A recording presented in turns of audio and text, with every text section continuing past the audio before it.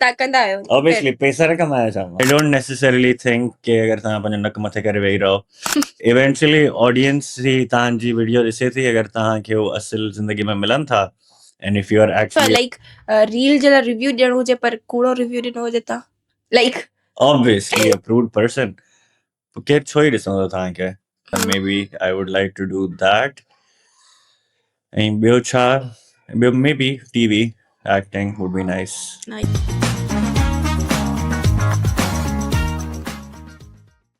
तव्हांजा ई असांजा favourite content creator food blogger Fahad Rajpar known as that guy Rajpar अॼु असां सां गॾु मौजूदु आहिनि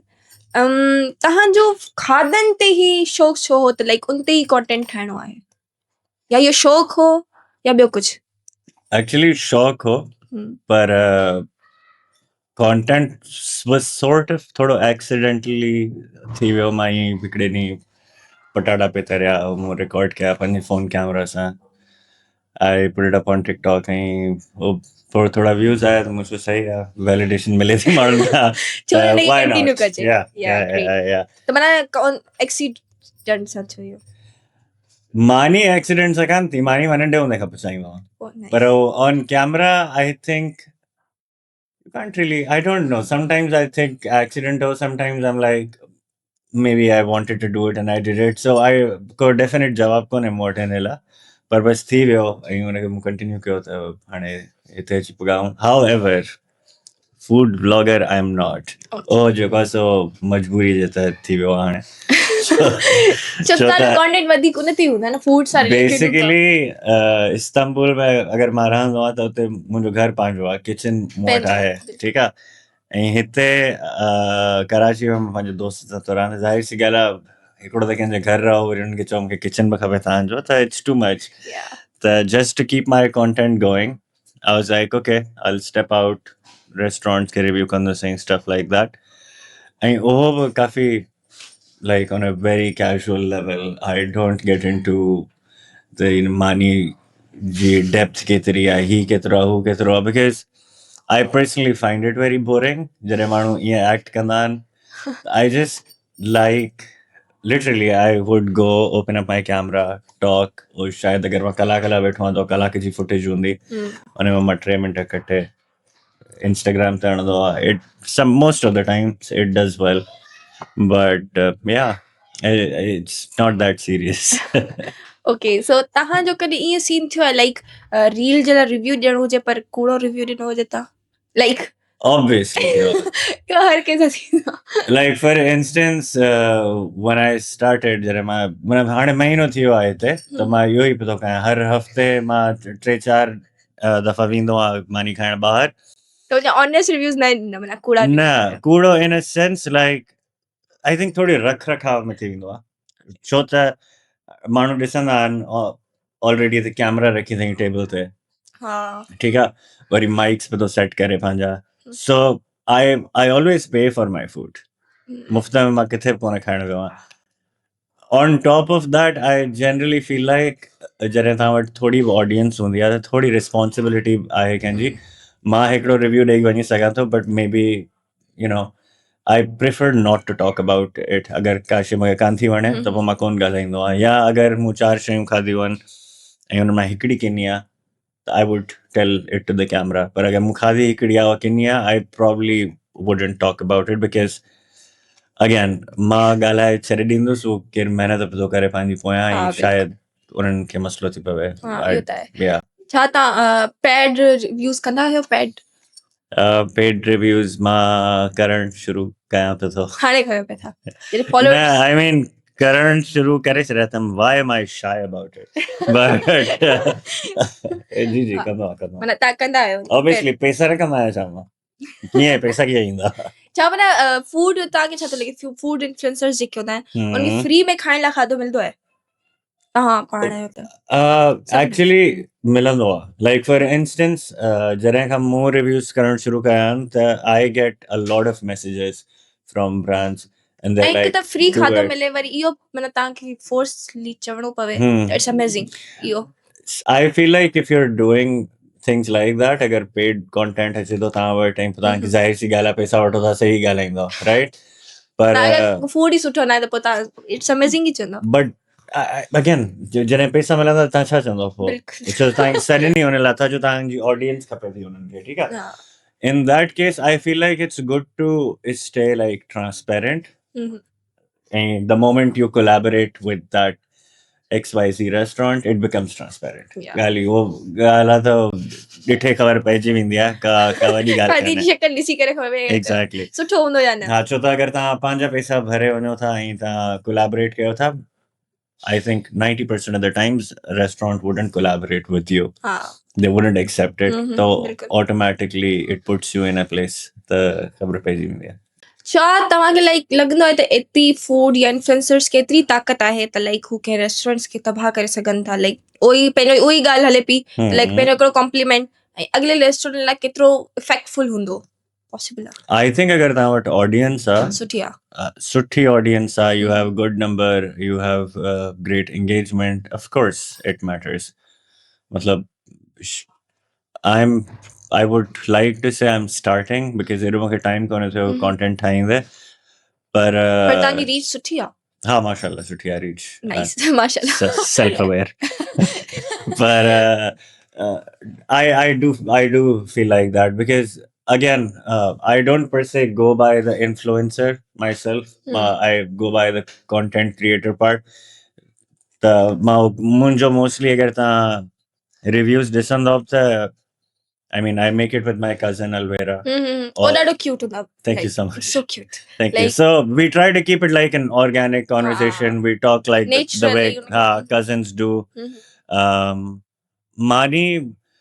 specifically, just speaking for myself, is very much in the background. I know what am I do like know what I'm doing. The Inela, I try to keep it food related because that's my niche.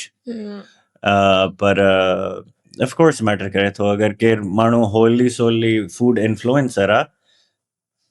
the name logo like the like name continue says it all तो वो जाहिर C ॻाल्हि आहे तव्हांजो opinion matter करे थो and also again you never really know sometimes मां मूं वटि side job आहे शायदि मां ॻाल्हाए सघां थो अगरि न हूंदी ऐं मुंहिंजी source of income ई उहा आहे त पोइ शायदि मां बि कूड़ ॻाल्हायां सच ॻाल्हायां पैसा वठी it's gonna be normal it's literally like part of the job so it's like that nature kind of like that yeah okay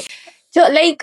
पाण वटि इलाही इहो हूंदो आहे त लाइक जेके माण्हू आहिनि उन्हनि खे अगरि फेम मिलंदो आहे या जीअं फॉलोवर्स इंक्रीज़ थींदा आहिनि या माण्हू सुञाणण लॻंदा आहिनि हिकु हिसाब सां चओ त फेमस थी वेंदो आहे त उन्हनि जे रवैयनि में तब्दीली ईंदी आहे त तव्हांजो पंहिंजे लाइ या ॿियनि इन्फ्लुएंसर्स लाइ इहो छा ख़्यालु आहे त इहो थींदो आहे या थियणु खपे न थियणु खपे I think I mean it's natural अगरि चार माण्हू तव्हांखे सुञाणनि था तव्हांजो थोरो दिमाग़ फिरी वेंदो आहे ठीकु आहे पर न फिरणु खपे यार फिरणु न खपे पर again I think it varies from age group in my opinion I think छो त in my younger times I photographed a campaign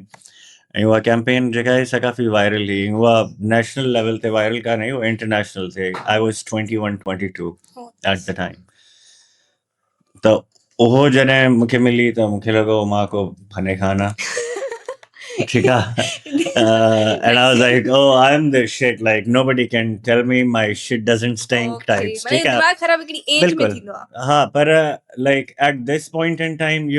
the more grounded you are the more people are gonna like you the more approachable you are people are going to like you so I don't necessarily think कि अगर तव्हां पंहिंजो नक मथे करे वेही रहो eventually audience ही तव्हांजी वीडियो ॾिसे थी अगर तव्हांखे उहो असुल ज़िंदगी में मिलनि था and if you are actually a prude person केरु छो ई ॾिसंदो तव्हांखे ओ त माना उही ॻाल्हि थी न फिल्टर न हणजनि जेको नेचुरल आहे सोशल मीडिया ते उही माण्हुनि जे साम्हूं हुजे हा पर on the contrary I think इहो थोरो डिफिकल्ट आहे घणा माण्हू कंफर्टेबल हूंदा आहिनि to talk in front of cameras for instance मां पाण अगरि जीअं हाणे तव्हांजे पॉडकास्ट खां पोइ इवेंट आहे I am super nervous about it ठीकु आहे छो त मूंखे लॻंदो आहे मुंहिंजे वात मां शायदि कुझु बि निकिरी वेंदो you never really know because when you have a camera on तव्हां एडिट पाण था कयो त you have a lot of control तव्हांजे कंटेंट ते माण्हुनि में तव्हांजे वात मां छा थो निकिरे उन टाइम में का ख़बर माण्हू छा था सम्झनि एग्ज़ैक्टली त उहो थोरो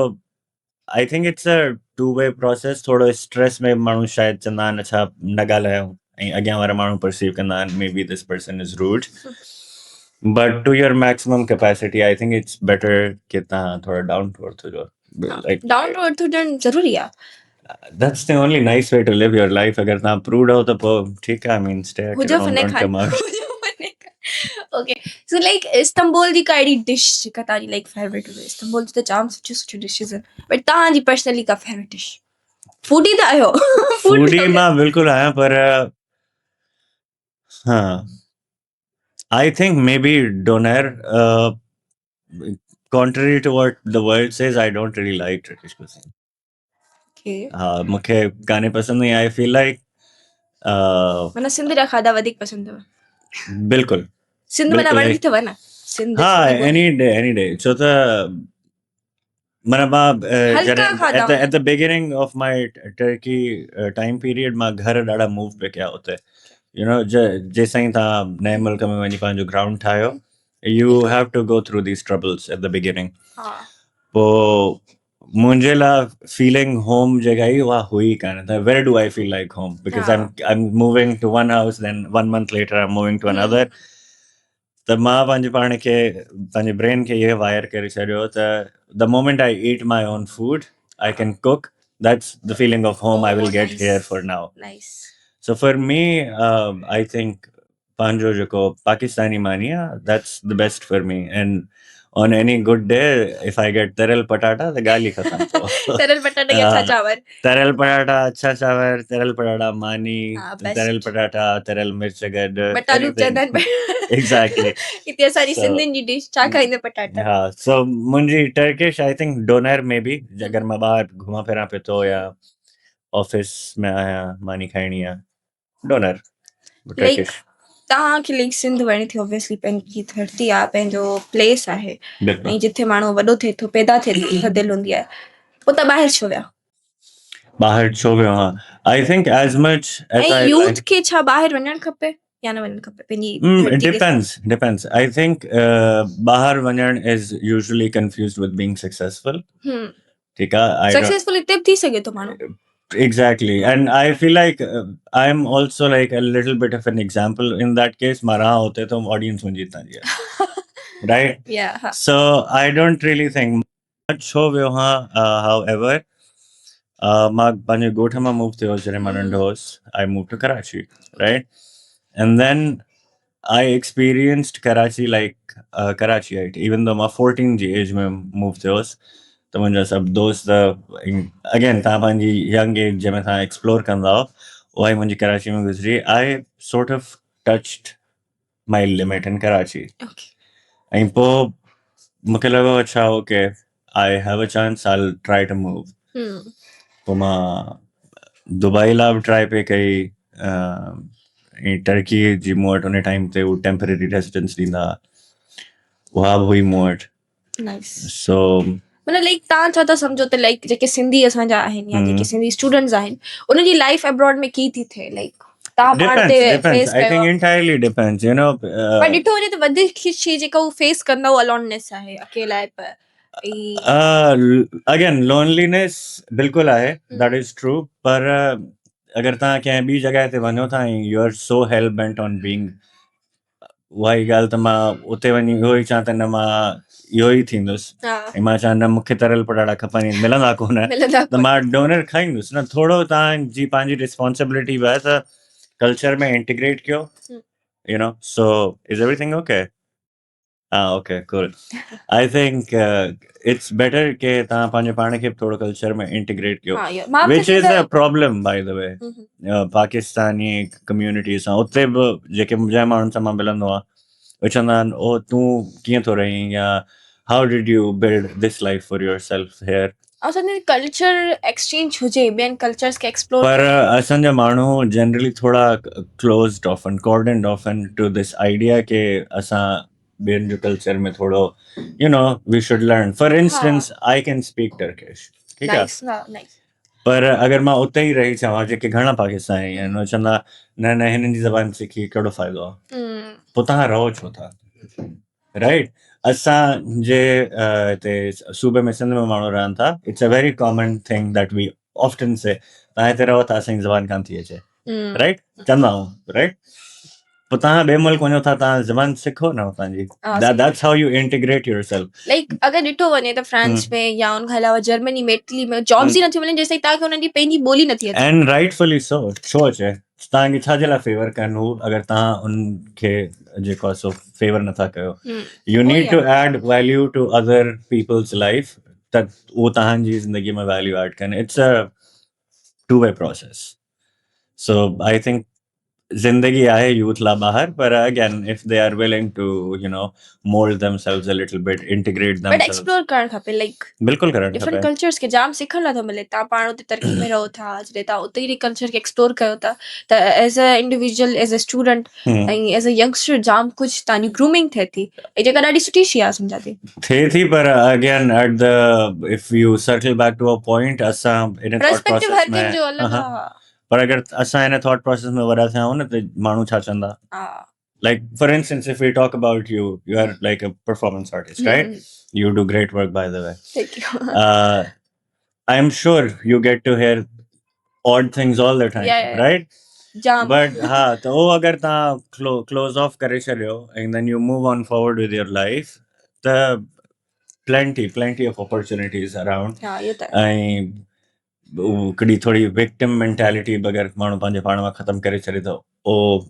मूंखे अपॉर्चुनिटी कान मिली ऐं मूंखे ही कोन मिलियो मूंखे प्लेटफॉर्म कोन मिलियो like in this podcast only I heard Hasnain saying people complain about platform he's like platform आहे तव्हां पाण करणु शुरू कयो सोशल न मीडिया जो प्लेटफॉर्म आहे Exactly, तव्हांखे exactly. जेको टैलेंट आहे तव्हां I think it's just a lazy excuse. हा हा असांजी नौजवान अॼुकल्ह सुस्त बि थी आहे उन्हनि खे रील्स ॾिसी ऐं रुगो ॾिसी नौजवान न आई एम हर श्योर age लाइक जेकी जनरेशन पर नौजवान खे न थियणु खपे न लाइक ॿी एज ग्रुप त ठीकु आहे करे विया पर वो वायर्ड ईअं आहिनि न असां हा छा कयूं connected, हा हा माना ग्लास केरु पाणीअ जो खणी कोन फ्रेंड पोइ छा ई कंदा इहो त आहे हा पर लाइक छा चइबो आहे त तव्हांजो छा ख़्यालु आहे जेकी असांजा सिंधी मीडिया ख़ासि तौर ते आहे जी कमु करे पई हाँ ऐं उनजे हवाले सां तव्हांजो छा ओवरव्यू आहे या छा कमेंट्स आहिनि जेको सिंधी मीडिया कमु करे पई हिकु त पाकिस्तान मीडिया कमु करे पई हिकु सिंधी मीडिया कमु करे पई प्रॉपर उनजे हवाले सां तव्हां ॾिसंदा आहियो अलाए न न्यूज़ चैनल्स वग़ैरह या ड्रामास न मुंहिंजो सिंधी मीडिया सां जेको इंटरेक्शन आहे उहो काफ़ी लिमिटेड आहे ओके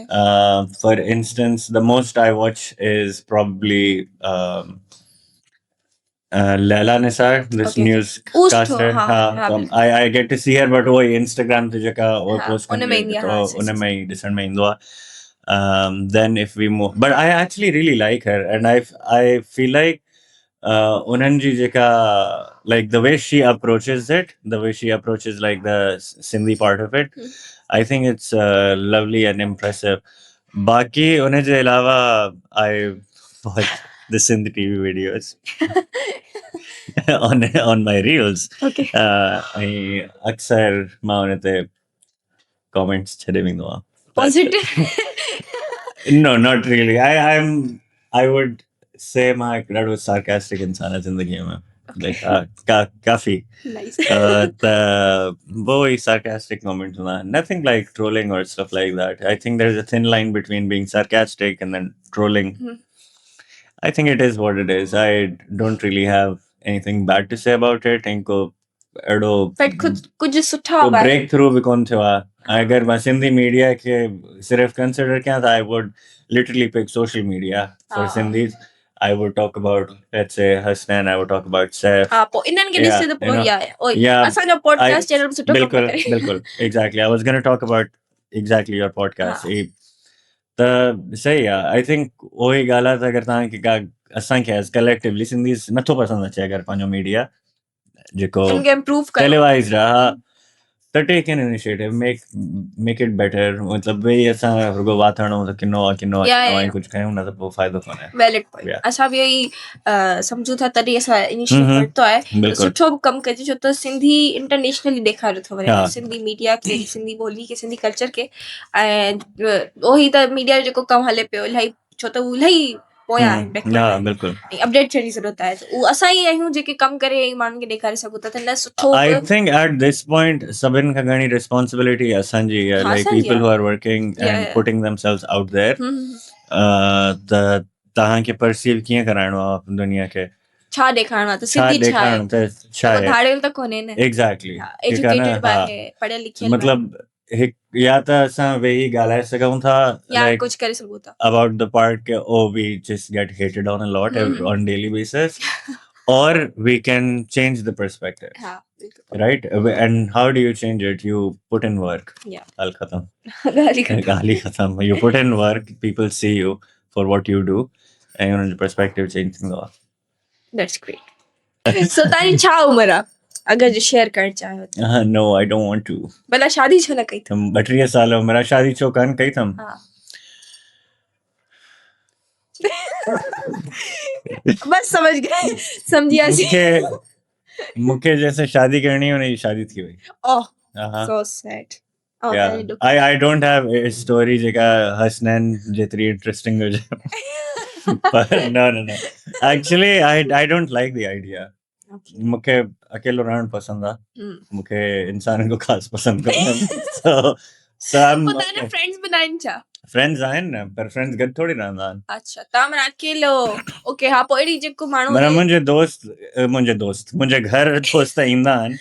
पर रही था कयो I tell them अगर का अर्जेंसी हाणे इस्तांबुल में ख़बर आहे मेट्रो 12 बजे बंदि थी वेंदी त I try my level best के वो 11:30 बजे ताईं निकिरी वञनि घरां.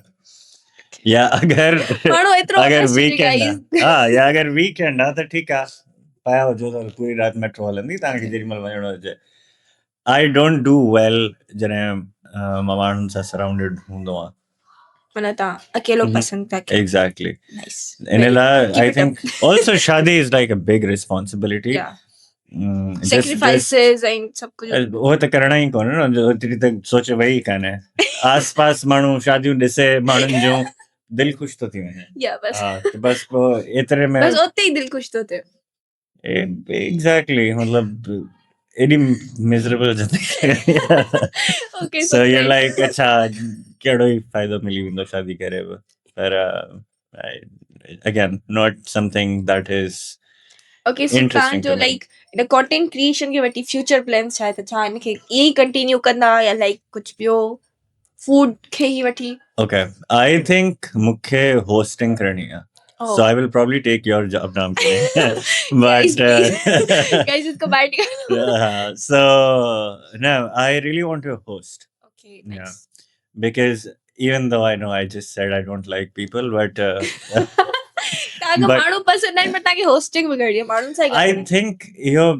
this whole idea that I don't like people is something that I tell myself often. त जीअं मूंखे Okay. कंहिं मेरे रिलाय पाण न खे करणु दिलासो। रिलाय न करणु Okay. करणो पवे. कंहिं ते Even though मां emotionally रिलाय कंदो आहियां जीअं पैसनि ते पंहिंजी भेणुनि ते रिलाय कंदो Oh, आहियां nice. बाबा ते ईअं रिलाय पर सिर्फ़ु पैसा था. So but money is everything low key it is. yeah it is. So but more than that I feel like I would love to host. Nice That is something like the red carpet types and stuff like that. वो मूंखे करणी आहे. oh great छो त in my photography times मूं माण्हुनि खे ॾिसंदो हुयुसि त उहो कंदा especially Anusha Ashraf in Pakistan. I really like her. उन जी जेके hosting skills and something along the lines, but something that is my own style. Like I don't want to lose जेको मां पाण जंहिं तरीक़े सां कमु कयां थो,